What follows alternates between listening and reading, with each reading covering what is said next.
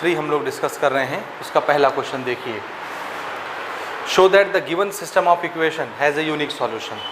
This is a system of equation और simultaneous equation. System of equation मतलब एक से ज़्यादा इक्वेशन वाले सिस्टम को हम लोग सिस्टम ऑफ इक्वेशन बोलते हैं। ओके, तो इस सिस्टम ऑफ इक्वेशन के लिए हमको क्या प्रूव करके दिखाना है कि इसका सॉल्यूशन कैसा आने वाला है, यूनिक सॉल्यूशन।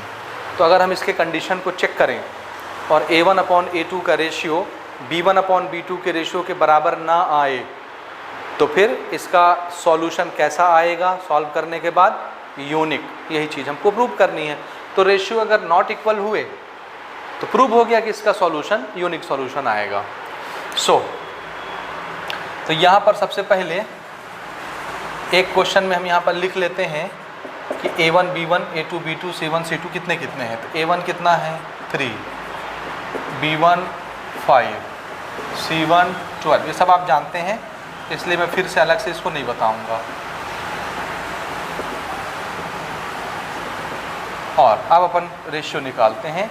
A1/A2 कितना होगा 3/5, 3/5, B1/B2 5/3। और हमको दिख ही रहा है कि ये दोनों बराबर नहीं हैं, इसलिए हम क्या लिखेंगे, A1/A2 not equal to B1/B2। अगर ये सिचुएशन फुलफिल हो गई, ये कंडीशन फुलफिल हो गई, तो क्या होगा कि ये जो सिस्टम ऑफ इक्वेशन है इसका सॉल्यूशन कैसा होगा, unique solution. Therefore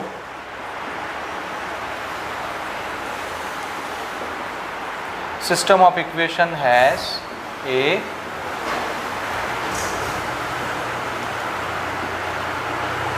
unique solution.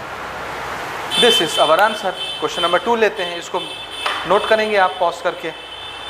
Okay, question number 2 देखिए, हमारे थर्ड एक्सरसाइज का हमारा क्वेश्चन है, show that the given system of equation has infinite solution. Infinite और मेनी सॉल्यूशन। हमको जो सिस्टम ऑफ इक्वेशन दिया हुआ है इसको शो करके दिखाइए कि इसका सॉल्यूशन मेनी सॉल्यूशन निकलेगा या इनफिनिट सॉल्यूशन निकलेगा। सिचुएशन हम जानते हैं, अगर ऐसा हो गया तो प्रूव हो जाएगा। A1 A2 B1 B2 आप जानते हैं।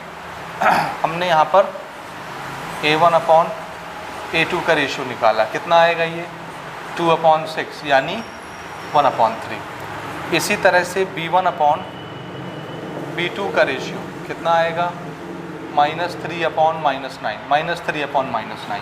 ये भी कितना आएगा 1/3। Minus minus cancel, 3 1 3 3 3 9। फिर हमने C1/C2 का रेशियो निकाला which is 5/15। It is again 1/3। तो A1/A2 B1/B2 C1/C2 तीनों का रेशियो कितना आया 1/3।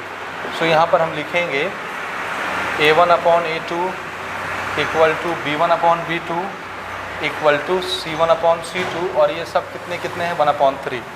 और ये कंडीशन जब मेट आउट होती है तो किसी सिस्टम ऑफ इक्वेशन का सॉल्यूशन कैसा हो जाता है, मल्टीपल सॉल्यूशन, मेनी सॉल्यूशन और infinite solution.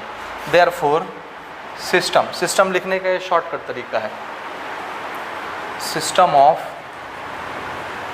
Equations has infinite solution. ये प्रूव हो गया, ठीक है। हमको शो करना था, शो करना मतलब प्रूव करना, ठीक है। सो ये हो गया प्रूव।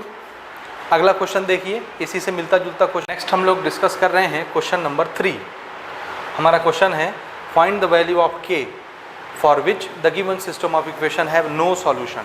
इसमें हमको 3 क्वेश्चन दिए गए हैं और हमको पूछा गया है कि जहाँ जहाँ पर k आ रहा है तो k की जगह कौन सा वैल्यू होना चाहिए, कौन सा नंबर होना चाहिए, ताकि उस इक्वेशन को जब हम सॉल्व करें तो हमको x और y की कोई भी वैल्यू ना मिले, कोई भी सॉल्यूशन निकल के ना आए, देयर इज़ नो सॉल्यूशन। तो k की जगह कौन सा नंबर होना चाहिए। तो हम सब जानते हैं कि नो सॉल्यूशन के लिए कंडीशन क्या होता है, A1/A2 equal to B1/B2 but does not equal to C1/C2। अगर ऐसा हो गया तो फिर उस इक्वेशन का सॉल्यूशन कुछ भी नहीं आएगा। तो हम लोग कंडीशन डायरेक्ट लगाएंगे नो सॉल्यूशन की और k की वैल्यू निकाल लिया करेंगे। चलिए ना, मैं डायरेक्ट लिख रहा हूँ क्योंकि A1 A2 B1 B2 C1 C2 आप जानते हैं। Condition for no solution. क्या है, A1 upon A2 equal to B1 upon B2 but not equal to C1 upon C2। चलिए पुट करते हैं value. What is A1 upon A2? 8 upon K। What is B1 upon B2? 5 upon 10। What is not equal to C1 upon C2? 9 upon 15। तो यहाँ से तो मुझे K की value चाहिए ना, तो K की वैल्यू तो मैं इन दोनों को कंपेयर करके निकाल सकता हूँ क्योंकि ये दोनों रेशियो बराबर हैं। तो 8 upon K is equal to 5 upon 10। ये तो कट जाएगा, दिस इज 1 अपॉन 2, तो K उधर चला गया, K 1 जा K, 2 यहाँ आ गया 16। तो K की वैल्यू कितनी हो गई? 16। तो अगर मैं K की वैल्यू 16 रख दूँ जहाँ K है 16 और इसको सॉल्व करेंगे तो क्या आ जाएगा? ये कंडीशन फुलफिल हो जाएगा ना। देखो 8 अपॉन 16, K की वैल्यू कितनी है? 16। 8 अपॉन 16 का मतलब क्या? 1 अपॉन 2। 5 अपॉन 10 का मतलब क्या? 1 अपॉन 2। तो 1 अपॉन 2 इक्वल टू 1 अपॉन 2, यानी A1 upon A2 equal to B1 upon B2। यहाँ तक हो गया। 9 अपॉन 15 का मतलब क्या? 3 3 जा 9, 3 5 जा 15, 3 अपॉन 5। तो क्या 1 अपॉन 2, 1 अपॉन 2 और 3 अपॉन 5 बराबर हैं? नहीं। तो A1 upon A2 B1 upon B2 तो बराबर है 1 अपॉन 2, लेकिन ये कितना आ रहा है? 3 अपॉन 5, जो कि इक्वल नहीं है। और यही कंडीशन किसकी? नो सॉल्यूशन की। इसलिए K की वैल्यू कितनी होनी चाहिए? 16 होनी चाहिए। ये पहले क्वेश्चन का आंसर हो गया। ठीक, दूसरा देखते हैं। यहाँ पर डायरेक्ट हम लगा रहे हैं condition.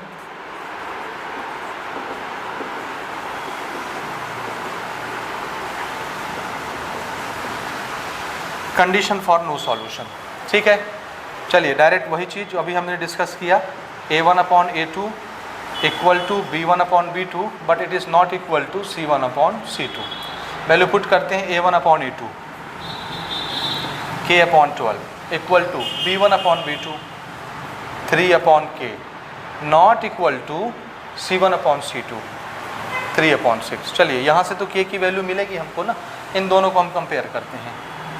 K upon 12 is equal to 3 upon K, K into K cross multiply करा रहा हूँ, K स्क्वायर 12 इंटू 3 36। तो K is equal to under root 36 and K is equal to plus minus 6। तो K की वैल्यू प्लस 6 भी होगी और K की वैल्यू माइनस 6 भी होगी। तो कौन सी लेनी है? प्लस 6 लेनी है कि माइनस 6 लेनी है? तो आंसर है जो फुलफिल कराए कंडीशन को वो लेनी है। ठीक है, देखिए अगर मैं K की वैल्यू प्लस 6 लेता हूँ तो ज़रा ध्यान से देखना ना, यहाँ मैं रख रहा हूँ प्लस 6 K की वैल्यू, तो प्लस प्लस प्लस। ठीक है, और माइनस 6 लेने से x और y की वैल्यू अगर मुझे पता चल जाए तो फिर हम यहाँ पर कंडीशन को मेट आउट कर सकते हैं। क्या आप x और y की वैल्यू निकाल सकते हैं? देखिए ज़रा, x और y की वैल्यू क्या आप निकाल सकते हैं?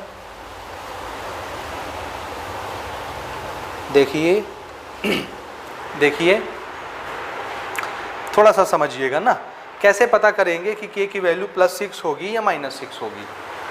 तो हम ऐसा करते हैं, हम यहाँ पर देख लेते हैं, चाहे यहाँ पुट करके देखो या इसी से तो ये कंडीशन बनाया है, इसको भी देख के हम बता सकते हैं। तो देखो अगर मैं K की वैल्यू प्लस 6 लेता हूँ तो देखो ये क्या बनेगा। प्लस 6 लेने से ये क्या बनता है, यहीं पर मैं इसको रखना चाह रहा हूँ, ज़्यादा हम जगह नहीं लेंगे, यहीं पर रखते हैं ना। देखिए K की वैल्यू प्लस 6 ले रहा हूँ ना मैं, यहाँ देखो ये रेशियो दिख रहा है ना, ये देखना ना, प्लस 6 लेता हूँ, 6 upon 12 is equal to 3 upon K की जगह 6 रख रहा हूँ मैं, ये हो गया। और it is not equal to 3 upon 6। ठीक है, तो देखो 6 अपॉन 12 क्या चीज़ है असल में?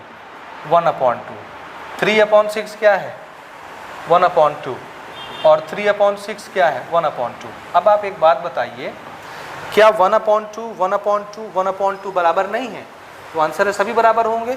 जब ये 1 अपॉन 2 इस 1 अपॉन 2 के बराबर है तो इस 1 अपॉन 2 के बराबर भी होना चाहिए, लेकिन यहाँ कौन सा साइन आया? Not equal. ये सब क्यों हो रहा है? इसलिए क्योंकि मैं K की कौन सी वैल्यू पुट कर रहा हूँ? प्लस 6। ये तो ऐसा आया। लेकिन अगर मैं K की वैल्यू माइनस 6 पुट करूँ, देखना ना, K equal to minus 6 put करें तो क्या आएगा? देखना, यहाँ मैं रख रहा हूँ, देखना ना, K की value minus 6 upon 12, this is 3 upon K की value minus 6, but it is not equal to 3/6। अब इसको देखना ना, ये क्या बना -1/2, ठीक है। This is equal to, this is again -1/2 but not equal to 1/2। इसको चेक करो, देखो तो -1/2 बराबर है कि नहीं है, लेकिन +1/2 क्या इनके बराबर है? नहीं है। -1/2 के बराबर होगा, ठीक है, चल गया। लेकिन -1/2 +1/2 के बराबर नहीं होगा, इसलिए यहाँ नॉट इक्वल लगा है। तो ये तो ठीक है। ये ठीक क्यों आ रहा है? क्योंकि आप k की वैल्यू क्या रख रहे हो? -6। लेकिन जैसे ही +6 रखते हो तो 1/2 बराबर है, और अगले 1/2 बराबर नहीं आ रहा है, क्योंकि तीनों एक ही चीज़ है, तो तीनों को बराबर होना चाहिए, लेकिन हो नहीं रहा है। इसलिए k की ये वाली वैल्यू नहीं चलेगी, ये चलेगी -6 वाली। तो यहाँ पर k = +6 नॉट अलाउड, ठीक है, और k = 6 is answer, because it satisfied our condition. ये सारी कंडीशन को सेटिस्फाइड कर रहा है। यहाँ पर लिख लेना, सेटिस्फाइड ऑल कंडीशन, ठीक है, और ये नॉट सेटिस्फाइड ऑल कंडीशन। सो यहाँ पर k की वैल्यू कितनी होगी? +6 की -6, आंसर है -6। समझ में आ रहा है आपको? अगला देखते हैं। सेम हम लगा रहे हैं condition for no solution. What is condition? a1/a2 is equal to b1/b2 but not equal to c1/c2. This is k/6 equal to -5/2 not equal to 2/7। देख लो, यहीं से इन दोनों, ये दोनों रेशियो तो बराबर हैं, ये वाला बराबर नहीं है, छोड़ दो, ये बराबर है, तो k की वैल्यू तो दे ही देंगे। तो k/6 is equal to -5/2, so k equal to -5 × 6/2, k equal to -15। k की वैल्यू कितनी होगी? -15। अगर यहाँ -15 आ जाए तो ये रेशियो बराबर हो जाएंगे, और वो बराबर नहीं होगा, नो कंडीशन की सिचुएशन फुलफिल हो जाएगी। नोट करें और अपने बुक से आंसर भी मैच करते चलें। और अब हम लोग लेते हैं अगला क्वेश्चन नंबर 4, जिसमें हमको 4 क्वेश्चन बनाने हैं। तो इसको नोट करिए पहले आप। नेक्स्ट क्वेश्चन हम लोग डिस्कस कर रहे हैं, क्वेश्चन नंबर 4। हमारा क्वेश्चन है find the value of k। फिर से k की वैल्यू निकालनी है, but for which the system of equation have a unique solution. अब जो सिस्टम ऑफ इक्वेशन हमको दिया जाएगा, पूछा ये जा रहा है कि k की जगह कौन सी वैल्यू आ जाए ताकि इसको जब हम सॉल्व करें इक्वेशन को तो यूनिक सॉल्यूशन निकल के आए। k को क्या होना चाहिए उसके लिए। तो हमको 4 क्वेश्चन दिए गए हैं, चारों हम फटाफट बनाते हैं। कंडीशन आप सब जानते हैं।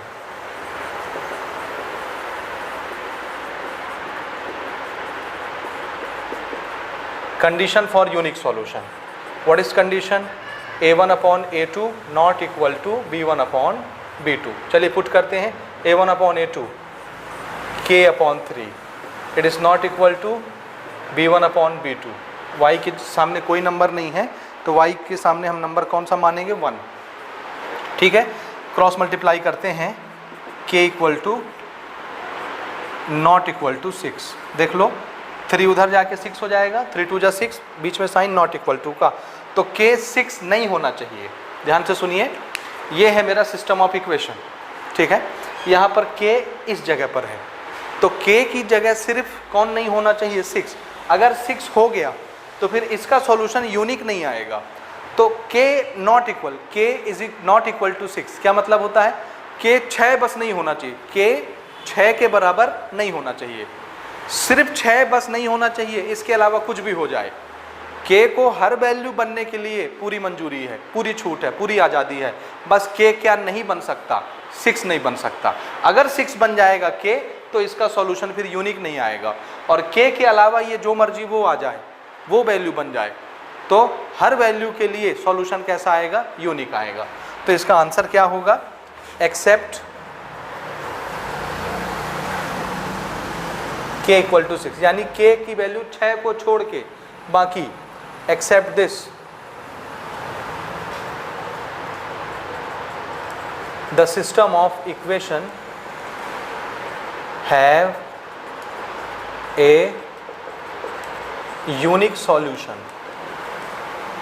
For all value of K की हर वैल्यू के लिए इस सिस्टम का सॉल्यूशन कैसा होगा, यूनिक। सिर्फ किसको छोड़ के, 6 को छोड़ के। तो के 6 बस नहीं होना चाहिए, बाकी कुछ भी होता रहे उससे हमको कोई मतलब नहीं है। चलिए सेकंड क्वेश्चन की तरफ हम लोग बढ़ते हैं। कंडीशन आप सब जानते ही हैं।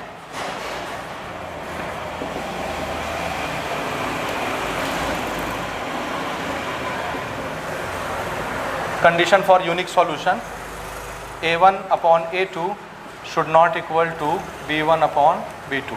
a1 upon a2 दिख रहा है ना, 1 upon 3, and this is not equal to -2 upon k। तो k की वैल्यू कितनी हो जाएगी, ये k आ जाएगा इधर क्रॉस मल्टीप्लाई, 3 चला जाएगा उधर, तो k नॉट इक्वल टू -6। तो यहाँ पर k क्या नहीं होना चाहिए, सिर्फ -6 बस नहीं होना चाहिए, बाकी k की जो मर्जी वो वैल्यू आ जाए, हर वैल्यू के लिए इसका सॉल्यूशन यूनिक आएगा। यानी एक x की वैल्यू आएगी, एक y की वैल्यू आएगी। लेकिन अगर -6 रखोगे तो फिर यूनिक सॉल्यूशन नहीं आएगा, कुछ और आ जाएगा। ठीक है, ये चीज़ आपको ध्यान रखनी है। और सेम टू सेम ये जो वैल्यू, ये जो कंटेंट यहाँ मैंने लिखा आंसर में, सेम टू सेम आप यहाँ उतार के लिख लेंगे, ये आप कर लेंगे। ठीक, अगला हम ले रहे हैं कंडीशन फॉर यूनिक सॉल्यूशन। ठीक, क्या है, फिर से वही चीज़, a1 upon a2 not equal to b1 upon b2। What is a1 upon a2, k upon 12। This is not equal to b1 upon b2, 3 upon k। तो k इधर आ गया, तो ये क्या बन जाएगा, क्रॉस मल्टीप्लाई कर रहा हूँ, k और k square. This is not equal to 12 और 3 कितना होगा, 36। So what is k not equal to √36, और अंडर रूट से कोई भी वैल्यू निकलती है तो प्लस माइनस के साथ निकलती है। ठीक है, तो +6 भी हो जाएगा, -6 भी हो जाएगा, इसमें घबराएंगे नहीं अपन।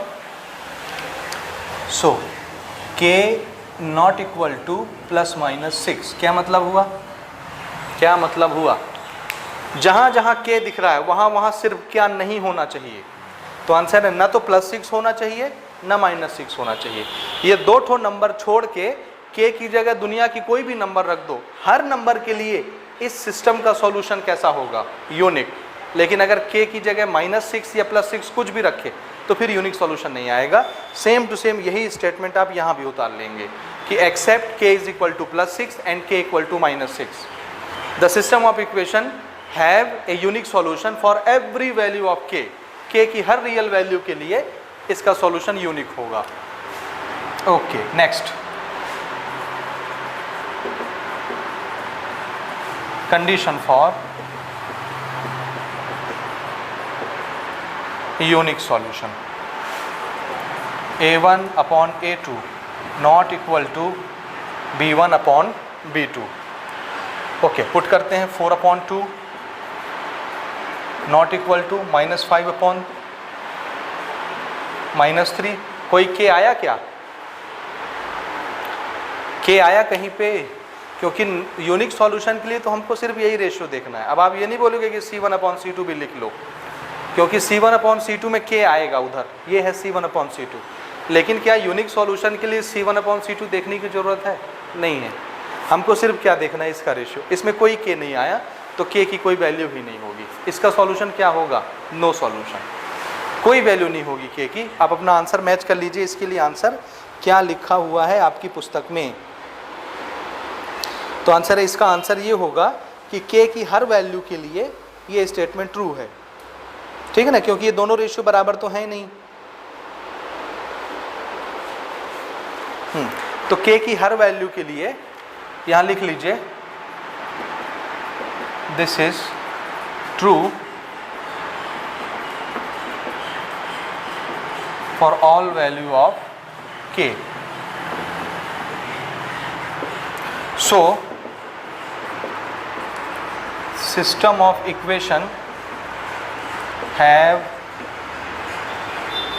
a unique solution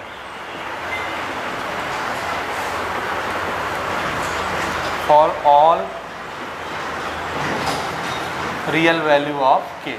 यानी k की जगह कुछ भी आ जाए, अभी तक तो यहाँ क्या दिख रहा था कि ये नहीं होना चाहिए, ये नहीं होना चाहिए, वो नहीं होना चाहिए, बाकी कुछ भी हो जाए, लेकिन यहाँ पर कोई भी शर्त नहीं है, कोई एक नंबर ऐसा नहीं है कि ये नहीं होना चाहिए, कोई भी नंबर लिख दो आप k की जगह, हर वैल्यू के लिए इसका सॉल्यूशन यूनिक सॉल्यूशन होगा। नोट कर लें। अगला क्वेश्चन देखते हैं अपन। ये नेक्स्ट क्वेश्चन हम लोग डिस्कस कर रहे हैं, क्वेश्चन नंबर 5, और हमारा क्वेश्चन है find the value of k for which the given system of equation have infinite solution, यानी मेनी सॉल्यूशन। अब हम k की जगह कौन सी वैल्यू रखें ताकि जो सिस्टम ऑफ इक्वेशन है उसको सॉल्व करने से हमको मेनी सॉल्यूशन मिले, इन्फिनिट सॉल्यूशन मिले, बहुत सारे सॉल्यूशन मिले, ठीक है। और हम उसका कंडीशन जानते हैं, तो A1 B1 C1 C2 ये सारी चीज़ें आप देख के नोट कर सकते हैं। हम डायरेक्ट कंडीशन नोट करेंगे। कंडीशन फॉर इन्फिनिट सॉल्यूशन,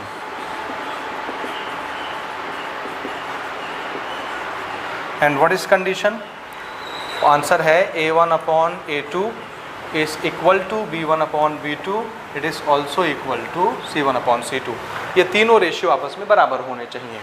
अब A1 क्या है यहाँ देखो, 2/k-1, B1 कौन है 3, B2 k+2, C1 कौन है 7 और C2 कौन है 3k, ठीक है। अब ऐसा एक क्वेश्चन हमने अभी पहले सॉल्व किया है नो सॉल्यूशन के लिए एग्जाम्पल में। लास्ट एग्जाम्पल था हमारा 22, ऐसे सॉल्व किया था। इसमें अब हम क्या करेंगे, एक बार हम इन दोनों को इक्वेट करके k की वैल्यू निकालेंगे, एक बार इन दोनों को इक्वेट करके k की वैल्यू निकालेंगे, एक बार इनको इक्वेट करके k की वैल्यू निकालेंगे, और हम देखेंगे k की ऐसी वैल्यू हमको चूज़ करनी है जो हर हाल में इस सिचुएशन को फुलफिल करती हो, हर हाल में, ठीक है। जो नहीं करेगी उसको छोड़ देंगे, जो करेगी उसको एक्सेप्ट कर लेंगे। तो चलिए मैं स्टार्ट करता हूँ यहाँ से, केस नंबर 1 बनाता हूँ मैं। केस नंबर 1, पहले मैं इन दोनों को इक्वेट करता हूँ, 2/k-1 3/k+2, क्रॉस मल्टीप्लाई करते हैं तो ये इससे मल्टीप्लाई होगा 2k+4। देखो डायरेक्ट कर रहा हूँ ना मैं, 2 के बाद आप ये ब्रैकेट में लिखेंगे फिर मल्टीप्लाई करेंगे, हम डायरेक्ट कर देते हैं। 2k+4 is equal to 3k-3, k एक तरफ कर लो,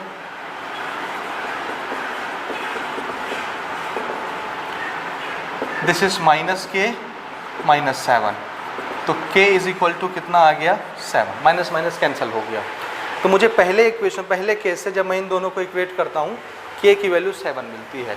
चलिए केस नंबर 2, अब मैं इन दोनों को इक्वेट करता हूँ, this is 3/k+2 and this is 7/3k, cross multiply करते हैं फट से, this is 9k is equal to 7k + 7 2 14, 7 इधर ले आओ, 9k - 7k is equal to 14, this is 2k is equal to 14, again k is equal to 14/2 and k is equal to 7। Check कर लो, देख लो, ये इतना छोटा सा कैलकुलेशन आप सबको आता है। यहाँ भी मुझे पहले केस से भी k की वैल्यू इन दोनों को इक्वेट करने से भी 7 मिली, इन दोनों को इक्वेट करने से भी 7 मिली। अब मैं इन दोनों को इक्वेट कर रहा हूँ और देखता हूँ k कितना आता है। इसको मैं बना रहा हूँ केस नंबर 3। मैं इक्वेट कर रहा हूँ 2/k-1 और यहाँ 7/3k, क्रॉस मल्टीप्लाई कराते हैं, 3 2 6k, दिस इज 7k - 7 इधर ले लो तो -7 हो जाएगा, उधर -7, ठीक है। यहाँ कितना बचेगा, -k इज इक्वल टू -7, तो k is equal to 7, minus sign खत्म हो गया। तो कोई लफड़ा नहीं है, घबराइए नहीं। देखिए हमको तीनों केस में हमको k की एक ही वैल्यू मिली, k equal to 7, k equal to 7, k equal to 7, तो k की वैल्यू 7 ही लेंगे, चेक करने की ज़रूरत ही नहीं आई। कोई और वैल्यू आ जाती, जैसे -7 आ जाता, तो फिर हम यहाँ रख के चेक करते कि तीनों रेशियो बराबर आ रहे हैं कि नहीं। k की वैल्यू -7 आती तो k की जगह रख के चेक करते इस इक्वेशन में, और अगर बराबर आता तो एक्सेप्ट कर लेते, नहीं आता तो उसको छोड़ देते। ठीक है, होप आपको ये समझ में आ गया होगा। ये पहला क्वेश्चन है 5वें का, इसको नोट करिए। इसमें हमको 4 क्वेश्चन बनाने हैं, तो मैं दूसरा क्वेश्चन लेता हूँ, आप इसको पॉज करके नोट करिए। नेक्स्ट क्वेश्चन हम देखते हैं, क्वेश्चन नंबर 5 का सेकंड वाला, सेम टू सेम है। अब इसमें देखिए ये C1 और C2 उस पार नहीं है, इस पार है, उससे कोई फर्क नहीं पड़ता, दोनों इस तरफ हों या उस तरफ हों, हम उसको C1 और C2 ही मानेंगे। हम क्या देख रहे हैं, इन्फिनिट सॉल्यूशन के लिए, तो फिर से हम वही चीज़ लिखेंगे, condition for infinite solutions. Condition क्या है, A1 upon A2 is equal to B1 upon B2 is equal to C1 upon C2। Put करते हैं, देखो K upon 5 is equal to 2 upon -3 दिख रहा है, इज इक्वल टू -4 अपॉन 6। ठीक है, -4 अपॉन 6 भी क्या चीज़ है, दिस इज -2 अपॉन 3। तो ये और ये एक ही चीज़ हो गए, ये भी 2 अपॉन -3, ये भी 2 अपॉन -3। माइनस यहाँ लगा हो, यहाँ लगा हो, कोई फर्क नहीं पड़ता, ओवरऑल ये क्वांटिटी माइनस ही है, नेगेटिव ही है। तो मैं इसको चाहे इससे इक्वल करूं, चाहे इसको इससे इक्वल करूं, एक ही चीज़ है, K की वैल्यू तो चाहिए। तो हम क्या करते हैं, किसी एक के इक्वल कर लेते हैं, ये 2 अपॉन 3। ठीक है, 5 को उधर भेज देते हैं, K इक्वल टू -10 अपॉन 3। तो K की वैल्यू कितनी आ गई, -10 अपॉन 3। इसी वैल्यू के लिए अगर मैं K की जगह -10 अपॉन 3 रखूँगा, तभी इस सिस्टम ऑफ इक्वेशन का सॉल्यूशन कैसा निकलेगा, इनफिनाइट सॉल्यूशन निकलेगा। आप ज़रा बुक के पीछे आंसर मैच कर लीजिए, मैं भी बुक के पीछे देख लूँ क्या हम सही निकाल रहे हैं। जी हाँ, बिल्कुल करेक्ट हमने निकाला। थर्ड क्वेश्चन लेते हैं, चलिए। ये सेम सिचुएशन यहाँ भी लिखेंगे, ये वर्ड आप लिखेंगे, condition for infinite solution.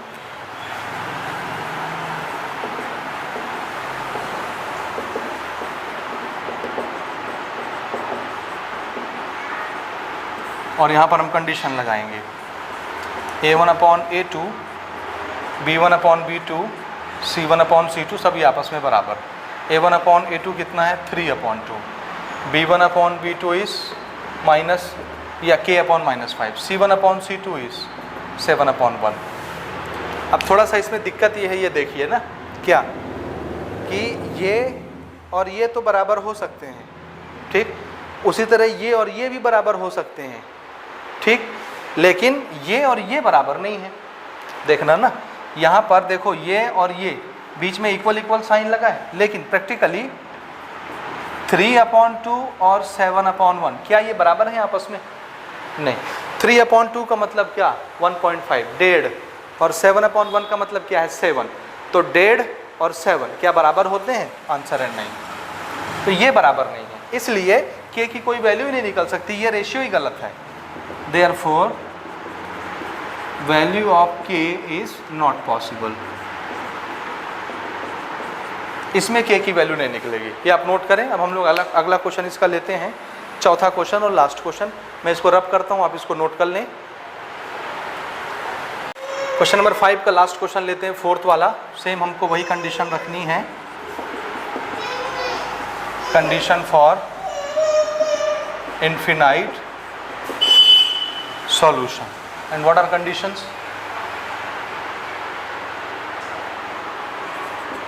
A1 upon A2, B1 upon B2, C1 upon C2। ठीक है, वैल्यू पुट करते हैं, चलिए। A1 upon A2 is K upon 2, B1 upon B2 is -5 upon -3, and C1 upon C2 is 2 upon 12। हो गया ये। अच्छा, अब इन दोनों को इक्वेट कर लेते हैं, माइनस माइनस तो ख़त्म हो गया, K upon 2 is equal to 5 upon 3। तो ये कितना आया, K इज इक्वल टू 5 2 जा 10 डिवाइडेड बाय 3। तो K की वैल्यू इसमें हमको कितने मिलती है, 10 अपॉन 3। और ज़रा इन दोनों को इक्वेट करके देखो, this is 2 upon 12, K equal to 4 upon 12, 1 upon 3। ठीक है, ऐसा तो होना नहीं चाहिए, K की वैल्यू 1 अपॉन 3 मिली। तो या तो ये क्वेश्चन मिस्टेक है, ज़रा इसका आंसर देखते हैं कितना है, पाँचवें का चौथा, K इक्वल टू 24। ये क्वेश्चन मिस्टेक है, ठीक है, ऐसा नहीं आएगा। ये क्वेश्चन मिस्टेक है भाई ना, इसीलिए देखो ये दोनों रेशियो बराबर नहीं है, ठीक है। ये क्वेश्चन यहाँ पर प्रिंटिंग मिस्टेक है क्वेश्चन में, ये दोनों रेशियो बराबर नहीं है। कौन से? ये वाले 5/3 और 2/12 बराबर नहीं है। क्यों? क्योंकि ये 1 पॉइंट समथिंग आएगा और ये 0 पॉइंट समथिंग आएगा, ये दोनों रेशियो बराबर नहीं है। और बीच में क्या साइन लगा है? इक्वल, इसलिए के की अलग अलग वैल्यू मिलेगी जो कि पॉसिबल नहीं है, ठीक है। वो क्यों हो रहा है? क्योंकि ये क्वेश्चन ही मिस्टेक है। ये क्वेश्चन असल में कैसा होना चाहिए? ये क्वेश्चन होना चाहिए, ये दिया हुआ है kx - 5y = 2। ओके, कोई बात नहीं, हमारे सॉल्यूशन के हिसाब से दिस इज़ 2x - 3y = 12, ये तो ठीक है। यहाँ पर होना चाहिए 4x - 6y = k। ओके, चलिए, तो हमारा अगर ये क्वेश्चन है तो इसका आंसर क्या होगा? इसका आंसर होगा कि k की कोई वैल्यू पॉसिबल नहीं है। क्यों?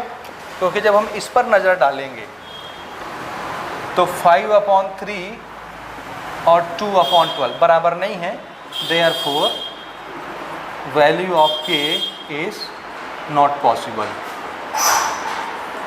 इसमें आप k की वैल्यू नहीं निकाल सकते, ठीक। ये इसका आंसर हो गया। लेकिन क्वेश्चन अगर ऐसा होता 4x - 6y = k, इसकी जगह क्या होता? देखो 4x - 6y = k, 2x - 3y = 12। तब आपकी बुक में जो पीछे आंसर लिखा है वो आ जाता। कैसे? देखो तो, मैं डायरेक्ट कंडीशन लगा रहा हूँ ना, यहाँ से ले रहा हूँ, ये लिखने के बाद तो ये क्या बनता?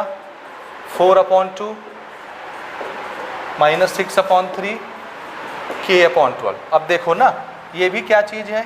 2/1। ये भी क्या चीज़ है? 2/1। So this is 2/1, 2/1 k/12। ये दोनों रेशियो तो सेम है, तो ये भी सेम होगा। किसी दो को इक्वेट करके k की वैल्यू निकाल लेते हैं हम। तो k/12 = 2/1, k = 24। और ये आपकी बुक में दिया है k = 24। ये कब आता? जब आपका पहला इक्वेशन ये होता। जो कि प्रिंटिंग मिस्टेक है तो हम ऐसा नहीं बनाएंगे, जैसा क्वेश्चन ने लिखा है उसके हिसाब से हम आंसर देंगे। तो हमारा आंसर ये हुआ। नोट कर लें, ये हमारा क्वेश्चन नंबर 5 है। 3 क्वेश्चन और हमको करने हैं, 6, 7, 8, और हमारा ये चैप्टर खत्म हो जाएगा। नोट करें। नेक्स्ट क्वेश्चन देखिए, क्वेश्चन नंबर 6 हम लोग डिस्कस कर रहे हैं। बहुत आसान क्वेश्चन है, बहुत ईजी क्वेश्चन है, फट से 2 मिनट में ये बन जाएगा। देखो x की वैल्यू 2 है, y की वैल्यू 4 है, तो बताओ p की वैल्यू क्या होगी इस इक्वेशन में? x और y की वैल्यू दी है, पुट कर दो, p निकल आएगा। तो इसका सॉल्यूशन देखिए ना, this is 7x - 4y = p। तो हम पुट करेंगे x की वैल्यू 2 और y की वैल्यू 4। तो 7, x की जगह कितना रख देना है? 2 - 4, y की जगह कितना रख देना है? 4। ये बन गया p। 7 2 जा 14, 4 4 जा 16, p प्लस माइनस माइनस, तो 16 में से 14 गया 2, साइन माइनस का, तो p की वैल्यू कितनी आ गई? -2। मैच कर लो, ये हो गई p की वैल्यू। ठीक है, नोट करो और आंसर भी मैच करते चलो अपने बुक से। ठीक है ना, p = -2 करेक्ट है। नेक्स्ट क्वेश्चन हम लोग डिस्कस कर रहे हैं, क्वेश्चन नंबर 7। ये भी बिल्कुल आसान क्वेश्चन है, ये एक सैम्पल क्वेश्चन है। आगे हमारा एक चैप्टर आएगा, चैप्टर नंबर 6 कोऑर्डिनेट ज्योमेट्री, उसमें हम ऐसे बहुत सारे क्वेश्चन प्रैक्टिस करेंगे। अभी से आप उसकी तैयारी कर लीजिए। ठीक है, देखिए, if the straight line 2x - ky = 9, ये एक स्ट्रेट लाइन का इक्वेशन है। क्यों इक्वेशन है स्ट्रेट लाइन का? क्योंकि वेरिएबल का पावर देखो हर जगह 1 है। 1 पावर वाला जो इक्वेशन होता है उसका ज्योमेट्रिकल रिप्रेजेंटेशन कैसा होता है? Straight line. तो स्ट्रेट लाइन का नोटेशन ये हो गया। मान लो ये एक स्ट्रेट लाइन है और ये कहाँ से पास होता है? 1, -1 के कोऑर्डिनेट वाले पॉइंट से पास होता है। एक पॉइंट है जिसका एड्रेस क्या होगा? 1, -1, वहाँ से ये पार होता है। तो बताओ k की वैल्यू कितनी होगी? अब आप एक चीज़ मोटा मोटा ये समझ लीजिए, ऐसे समझिए ना, देखिए मैं आपको बताता हूँ, हालांकि इसको ज़्यादा एक्सप्लेन करने की ज़रूरत नहीं है। This is coordinate system. Graph में बनाते हो आप लोग, ये वाली डायरेक्शन आप पॉजिटिव लेते हो, ठीक, और ये वाली डायरेक्शन आप निगेटिव लेते हो, ये सब जानते हो। ऐसे ही इधर आप पॉजिटिव लेते हो, ऊपर, और इस तरफ आप निगेटिव लेते हो ये, ठीक है। वो वाला पॉइंट खोजो जहां पर ये एड्रेस आता हो। ये होता है पहला x, दूसरा y। x + 1 कहाँ होगा? आंसर है ये, यहाँ ओरिजिन से ये वाला डिस्टेंस x का है +1, ठीक है। इसको थोड़ा सा और मैं दूर बना देता हूँ, मान लो ये है, दिस इज +1, और -1 ये y है, ये x है, ये y है, तो y -1 किधर होगा? नीचे। तो ये है y -1, ये डिस्टेंस और ये डिस्टेंस, तो आप इसको ऐसे बढ़ा लो यहाँ तक, ऐसे, और इसको बढ़ा लो ऐसे यहाँ तक। ये वाला पॉइंट देखो, ये दिस इज द पॉइंट जिसका कोऑर्डिनेट सिस्टम कितना है? एक्सेस, ये 1 -1, x और y। पहले x लिखते हैं, ये x हो गया, ये -1 इधर हो गया, तो ये वो पॉइंट है जिसका एड्रेस क्या है? 1, -1। तो इस पॉइंट से एक स्ट्रेट लाइन गुजर रही है जिसका नाम क्या है? 2x - ky = 9। अब वो लाइन ऐसे भी गुजर सकती है, ऐसे भी गुजर सकती है, ऐसे भी गुजर सकती है, वो जैसे भी जाए, हमको लेना देना नहीं है। लेकिन एक चीज़ ध्यान रखिए कि अगर एक लाइन, ध्यान से समझना, अगर एक लाइन किसी पॉइंट से गुजरता है तो उस पॉइंट का x और y उसी लाइन का x और y माना जाता है।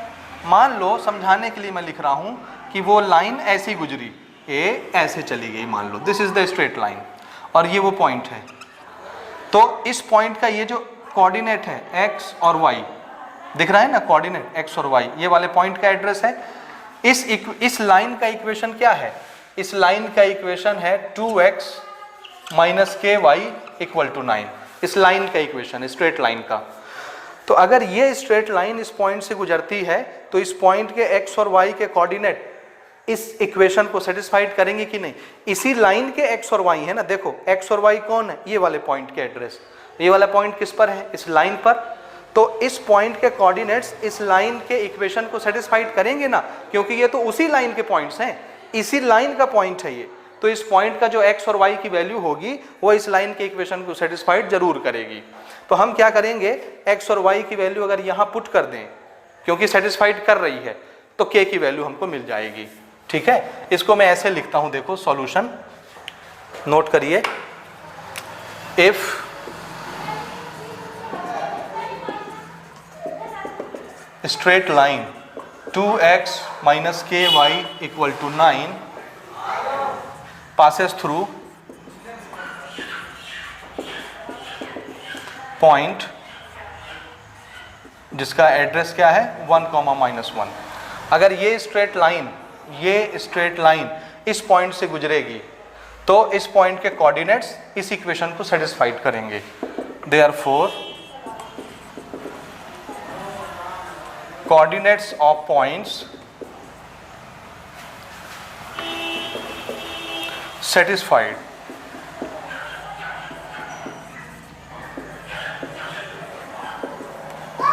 Equation of line. तो इस पॉइंट के कोऑर्डिनेट्स इस इक्वेशन को सेटिस्फाइड करेंगे। तो चलिए हम वैल्यू पुट कर देते हैं। देयरफॉर पुट x = 1 और y = -1 इन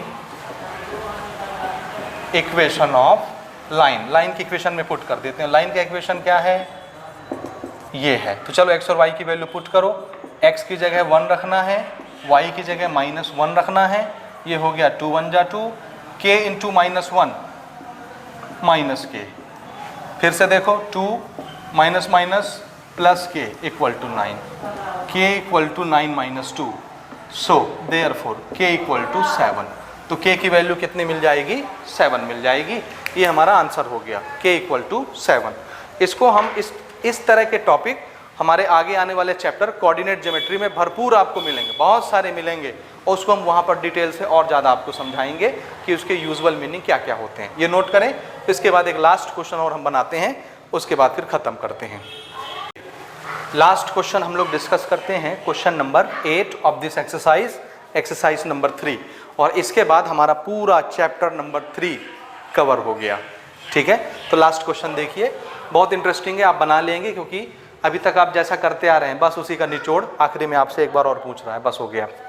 क्वेश्चन देखिए क्या है। Test whether the following system of equation has a unique solution, infinite solution और नो सॉल्यूशन। यानी ये जो सिस्टम ऑफ इक्वेशन दिया है, सबसे पहले क्या बोल रहा है, टेस्ट करो। टेस्ट करो कि इसका सॉल्यूशन कैसा आने वाला है, क्या यूनिक सॉल्यूशन आएगा कि इन्फिनिट सॉल्यूशन निकलेंगे कि नो सॉल्यूशन निकलेगा, चेक करो। और चेक करने के लिए आप कंडीशन जानते हैं, तो पहले कंडीशन लगा के चेक कर लेंगे, तो पहले क्वेश्चन का आंसर हो जाएगा टेस्ट करने वाला। दूसरा क्वेश्चन क्या है, देखो इसी में, if it has a unique solution, मान लो आपने चेक किया और आपको क्या मिला कि इसका यूनिक सॉल्यूशन आने वाला, यानी एक सॉल्यूशन x की एक वैल्यू y की एक वैल्यू, तो find the value of x and y। तो फिर x और y की वैल्यू निकालो, और निकालने के लिए उसने ये नहीं बोला है कि आपको कौन सा मेथड यूज करना है, अब आपकी मर्जी, आप चाहे तो सब्स्टिट्यूशन लगाएं, एलिमिनेशन लगाएं, क्रॉस मल्टीप्लिकेशन लगाएं, जो लगाना है लगाओ, निकालो फटाफट। तो पहले हम चेक करते हैं, चलिए तो पहले चेक करते हैं। चेक करने के लिए अपन क्या कर रहे हैं, a1/a2, देखो 4/2 कितना हो गया, ये 2/1 कट जाएगा 2 से। उसके बाद हमने लिखा b1/b2 कितना है 7/1, बस हो गया, खेल खत्म। ये रहा a1/a2 और ये रहा b1/b2, दोनों बराबर आए क्या, नहीं आए। तो यहाँ हम क्या लिखेंगे कि a1/a2 का रेशियो b1/b2 के रेशियो के बराबर नहीं आया, और इसलिए system of equations have a unique solution, unique solution, इसलिए इस सिस्टम का यूनिक सॉल्यूशन निकलेगा। अब अगर निकलेगा तो फिर निकालो और x और y की वैल्यू बताओ फट से निकाल के। अब हम इसको कैसे निकालना पसंद करेंगे, देखो कैसे निकालेंगे। मैं क्या करता हूं, मैं इसको बनाता हूं सब्स्टिट्यूशन मेथड से, आप चाहें तो आप और किसी मेथड से बना लें। ये है इक्वेशन नंबर 1, ये है इक्वेशन नंबर 2। मैं किससे बना रहा हूं, सब्स्टिट्यूशन मेथड से, ठीक है, bye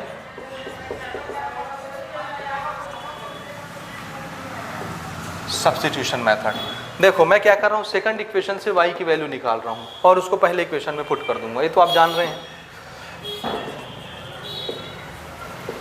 from equation number 2 y equal to कितना हो जाएगा, ये हो जाएगा 4 - 2x, चेक कर लो, 2x प्लस में है, उधर जाएगा तो माइनस हो जाएगा, 4 - 2x।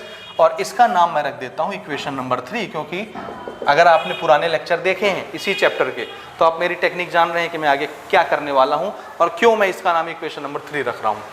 अब मैंने y की वैल्यू सेकंड इक्वेशन से निकाली है, तो पुट कहाँ करूँगा, फर्स्ट इक्वेशन में। तो हम इसको लिखते हैं substitute value of y in equation number 1 में पुट कर देते हैं। So this is 4x + 7, y जहाँ आया वहाँ y की वैल्यू पुट कर देते हैं, 4 - 2x = 18, ब्रैकेट ओपन करते हैं और इसको सॉल्व करते हैं। 7 × 4 = 28, 7 × 2 = 14x = 18, ये है 4x, ये है 14x, ये है प्लस में, ये है माइनस में, प्लस माइनस माइनस, तो 14x में 4x चला गया, 10x, और साइन बड़े वाले का -10x = 18। 28 को नंबर के पास भेजे तो ये इधर प्लस में था, उधर जाके माइनस हो गया, -10x = देखो प्लस माइनस माइनस, तो 28 में से 18 गया, कितना बचेगा 10, और साइन माइनस का, दोनों तरफ माइनस है, कैंसिल हो जाएगा। x = 10/10 कितना आया 1, तो x की वैल्यू कितनी आ गई, 1 आ गई। इस x की वैल्यू को उठा के इक्वेशन 3 में रख दो, y आ गया। Put value of x in equation number 3, ठीक है। चलो y निकालते हैं, y = 4 - 2 × x, और x की वैल्यू कितनी है 1, मैंने 1 पुट कर दी, तो ये कितना हो गया, y = 4 - 2, सो y = 2। x और y की वैल्यू आपको दिख रही है, x की वैल्यू 1, y की वैल्यू 2, और इसी के साथ ये चैप्टर ख़त्म हो गया। अब आपको क्या करना है, अब आपको, अभी तक आपने इस सारे चैप्टर के क्वेश्चंस वीडियो देख देख के बनाए हैं, अब आपको क्या करना है, रिवीजन करना है।